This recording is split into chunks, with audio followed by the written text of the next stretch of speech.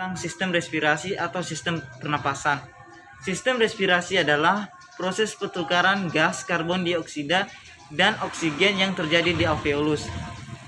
Sekarang saya akan menunjukkan bagian-bagian sistem pernapasan. Yang pertama, hidung. Yang kedua, faring. Yang ketiga, laring. Yang keempat, trakea. Yang kelima, bronkus. Yang keenam, paru-paru. Baik, saya akan menjelaskan bagian sistem pernapasan yang pertama, yaitu hidung. Hidung merupakan organ tubuh yang berfungsi sebagai alat pernapasan dan indera penciuman. Dalam keadaan normal, udara masuk ke dalam sistem pernapasan melalui rongga hidung. Hidung pun memiliki beberapa fungsi. Yang pertama, menghangatkan udara yang masuk kurang lebih 38 derajat Celcius. Yang kedua, melembabkan udara.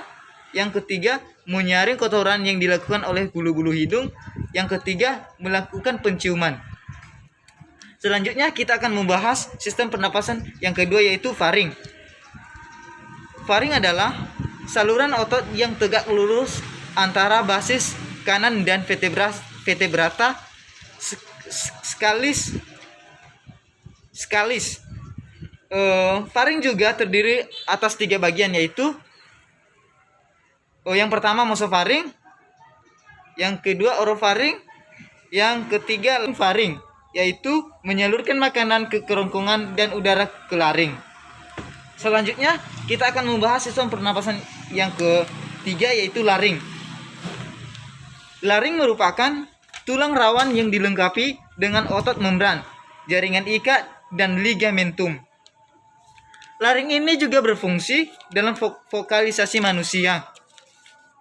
Selanjutnya kita masuk ke sistem pernapasan yang keempat, yaitu trakea.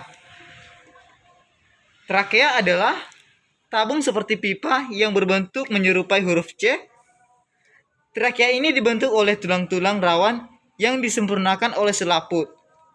Trakea ini memiliki fungsi yang mampu berubah menjadi elastis ketika terjadi proses menelan, sehingga membuka jalan makanan sehingga makanan akan masuk ke dalam lambung. Dan yang kelima, sistem pernapasan yang kelima, yaitu bronkus.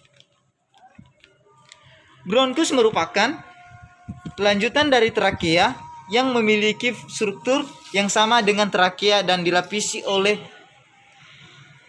Selanjutnya kita membahas sistem pernapasan yang bagian kelima, yaitu bronkus.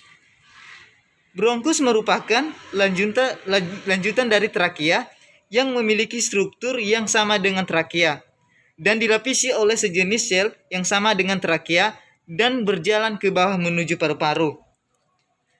Bronkus juga terdiri dari 2 bagian. Yang pertama, bronkus dextra.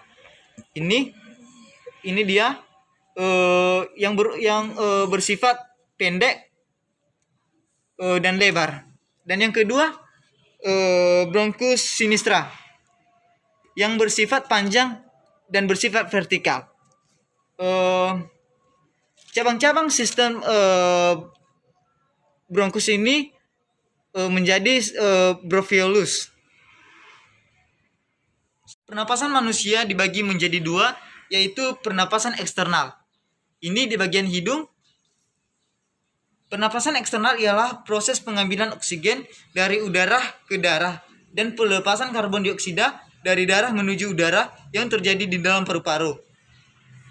Proses pertukaran ini terjadi secara difusi di dalam alveolus karena adanya perbedaan tekanan parsial antara udara dan darah. Selanjutnya, pernapasan internal. Pernapasan internal terjadi di Pernapasan internal ialah proses pertukaran oksigen dan karbon dioksida yang terjadi di dalam jaringan tubuh. Di dalam darah terjadi pertukaran oksigen dan pertukaran karbon dioksida berlangsung dalam respirasi seluler. Selanjutnya, proses pernapasan manusia terbagi menjadi 2. Ada inspirasi dan ekspirasi. Inspirasi ialah proses pengambilan oksigen dari lingkungan ke dalam paru-paru. Sedangkan proses pernapasan manusia ekspirasi ialah proses pembuangan karbon dioksida dan uap air dari dalam tubuh ke lingkungan.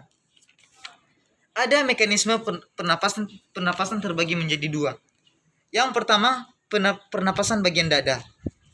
Mekanisme pernapasan pada dada menggunakan otot antar tulang rusuk dalam proses pengambilan dan pengeluaran udara.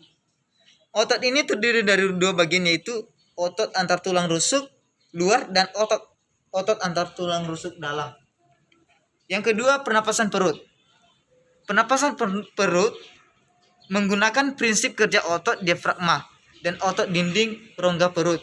Ketika otot diafragma berkontraksi, diafragma akan menjadi datar.